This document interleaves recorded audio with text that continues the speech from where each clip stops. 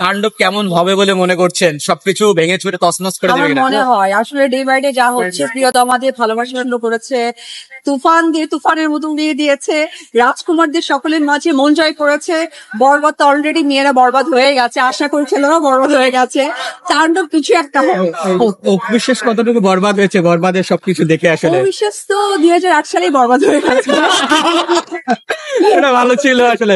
তাণ্ডব কি আসলে সবকিছু তাণ্ডব করবে কিনা? যতটুকু আমরা দেখেছি ছোট ছোট ক্লিপস অলরেডি বের হয়ে গিয়েছে। অ্যাকচুয়ালি আমরা দোয়া করি, চলচ্চিত্রের জন্য যে এইভাবে যে সুন্দর সুন্দর কাজগুলো আসছে, তো এটা যেন চলমান থাকে। লাল শাড়ির পরে পূজা প্রোডাকশন হাউস থেকে আমরা দ্বিতীয় ছবি কেন এখনো পাচ্ছি না? আসলে এটার জন্য প্রপার, সো ওইটাই তো আসলে হয়ে উঠছে না। দেখা যাক, আশা ছাড়বো না, তবে ইচ্ছে আছে। ব্যবসা নিয়ে যদি জানতে চাই, আপনার চারিদিকে নানান জায়গায় আসলে বিচরণ দেখেছি আমরা, সিনেমা প্রযোজনা ব্যবসায় ক্ষেত্রে এই জায়গাটা আসলে এখন কেমন আছে এই পরিস্থিতিতে? অ্যাকচুয়ালি হয় কি যে একটা মানুষের তো এক একটা সময় সর্বত্র জায়গাটা চেঞ্জ হয়ে আসে। লাইক আমি যখন চিত্রনায়ক অপবিশ্বাস ছিলাম, মা অপি বিশ্বাস হয়েছে, মা অপি বিশ্বাসের সাথে যুক্ত হয়েছে অনেক কিছু, দায়বদ্ধতার দায়িত্ব।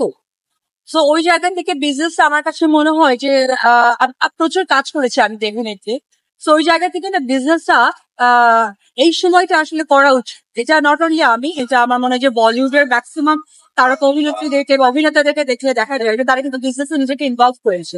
তো আমি ওই দিকে হাঁটছি।